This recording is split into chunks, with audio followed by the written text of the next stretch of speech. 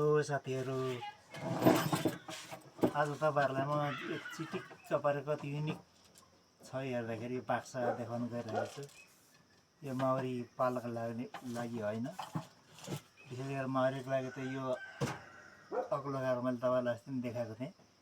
यो खासमा माउरी बोक्ने बाक्साची हो।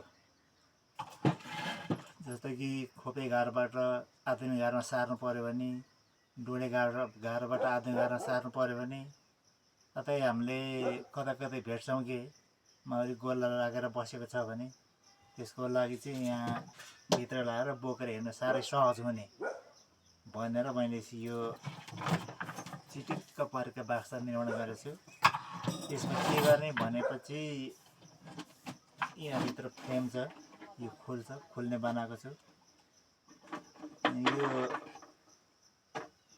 यसमा चाहिँ नि यो के भन्छ, यसलाई चौकोस भन्छ, चागा लगाउने खासमा। यसमा हामीले आधार चागा बनाएर राखिदिने, त्यसपछि सर्लक्क यहाँ माउरी सही आधार चागा राखेपछि माउरी के त आएर यहाँ बस्छ। प्रत्येक फ्रेममा त्यसरी राखेपछि फ्रेम यहाँ हाल्ने अनि यो सर्लक्क यो लाउने। हेर्नुहोस् है साथीहरू, यो फ्रेम मिलेन अलिक,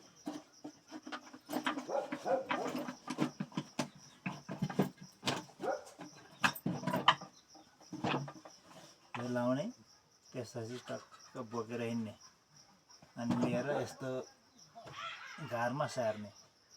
त्यसको लागि साथीहरू फेरि यो के भन्छ, यहाँ मैले हिजो ल्याएको छु, कता राखेँ, यो रानी गेट भन्ने चाहिँ कम्पलसरी चाहिँदो रहेछ। मैले कता पर्यो, यो बजारमा सस्तै पाइन्छ। यो ठुल्ठुलो माउरी फर्महरूमा किन्न सकिन्छ, भेट्न सकिन्छ। यो रानी गेट, यहाँबाट रानी छिर्दैन, माउरी मात्र छिर्छ। यसलाई छेउमा सानो लिसी छोक्नु बाँकी छ, लिसी छोकेर माउरीको गेट कत्रो छ त्यस साइजमा हामीले यसलाई छोकेर मिलाएर राख्न सक्छौँ। यसले यो आधुनिक घर मन परेन भने माउरी छोडेर निस्किन्छ, माउरी गइसकेपछि राम्रो भित्रै बस्छ।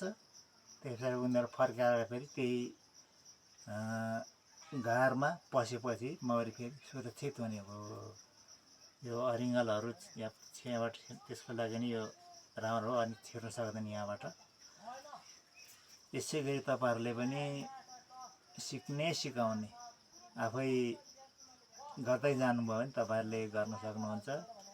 अरूको भर परेर नबसौँ, आजैबाट काम गर्न थालिहालौँ र यस्तै निर्माण जाँदाखेरि कामले काम सिकाउँदो साथीहरू, हामीले गर्न सकिँदो रहेछ भन्ने कुरा पुष्टि गर्यो है। मैले चाहिँ त्यस्तो गर्न सिकेँ। हजुरहरूले के गर्दै हुन्छ सल्लाह सुझावहरू दिनुहोला, कमेन्टहरू गर्नुहोला। हस् त, धन्यवाद।